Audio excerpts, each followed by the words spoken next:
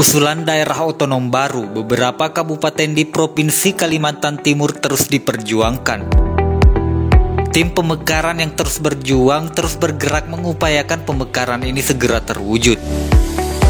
Salah satu motivasi untuk membentuk daerah baru tidak terlepas dari adanya jaminan dana transfer dari pemerintah pusat kepada pemerintah daerah. Dalam era desentralisasi ini, bentuk dana transfer ini dikenal dengan dana perimbangan yang terdiri dari DAU atau dana alokasi umum, dana alokasi khusus, serta dana bagi hasil, baik bagi hasil pajak maupun bagi hasil sumber daya alam. Komponen terbesar dalam dana transfer pemerintah pusat kepada pemerintah daerah adalah DAU.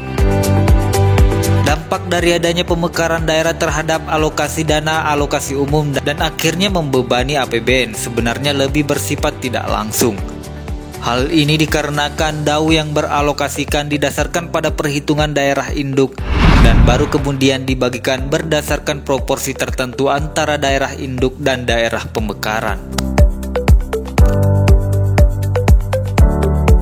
Dengan adanya IKN di Kalimantan Timur, sehingga dituntut untuk percepatan pembangunan. Salah satunya untuk mempercepat pembangunan itu adalah pemekaran. Hingga saat ini, ada 6 wacana pemekaran kabupaten di Kalimantan Timur. Namun, sebelum kita lanjut, jangan lupa like, share, and subscribe, serta nyalakan lonceng notifikasinya, agar mendapatkan informasi terbaru di channel ini. Pertama, Berau Pesisir Selatan. Persoalan pemekaran Kabupaten Berau Pesisir kembali mencuat. Sebelumnya, Kabupaten Pesisir Selatan tinggal selangkah lagi pernah nyaris terwujud untuk dimekarkan dan terpisah dari Kabupaten Berau.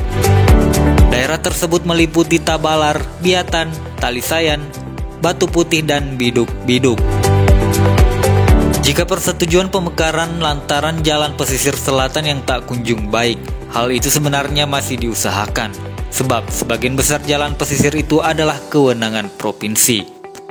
Saat ini, Gamalis atas nama pemerintah Kabupaten Berau memang masih mendorong agar provinsi terus memperbaiki kondisi jalan yang rusak, ataupun meminta bantuan DPR Kaltim untuk menjadikan status jalan tersebut menjadi milik pemerintah pusat.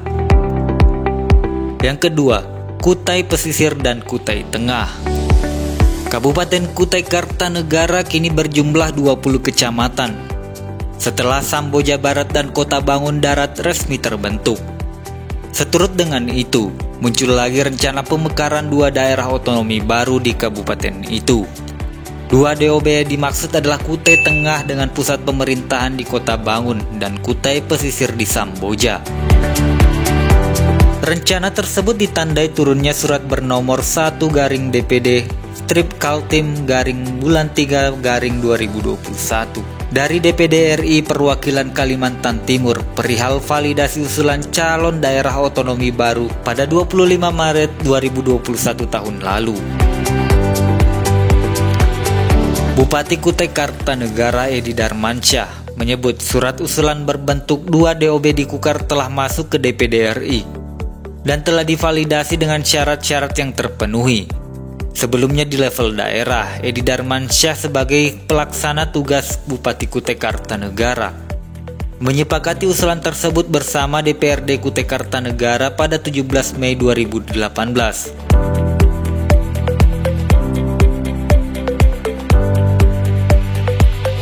Kemudian Kutai Utara.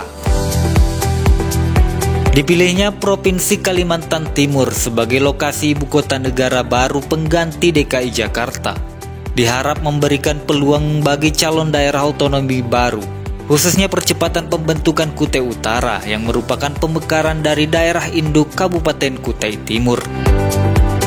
Untuk memanfaatkan peluang tersebut, tim pembentukan Kutai Utara menggelar audiensi dengan Bupati Kutai Timur mengenai kendala dan perkembangan terkini proses perjuangan CDOB Kutai Utara. Ketua Pembentukan Kutai Utara Majdi Effendi mengatakan perjuangan Kutai Utara saat ini tinggal di pemerintahan pusat. Untuk itu pihaknya kembali meminta dukungan politis dan dukungan logistik dari pemerintah Kabupaten Kutai Timur.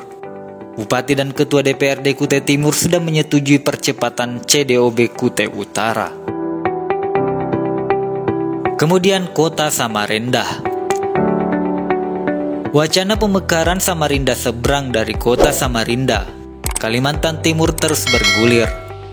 Wacana tersebut sudah digaungkan sejak beberapa tahun terakhir.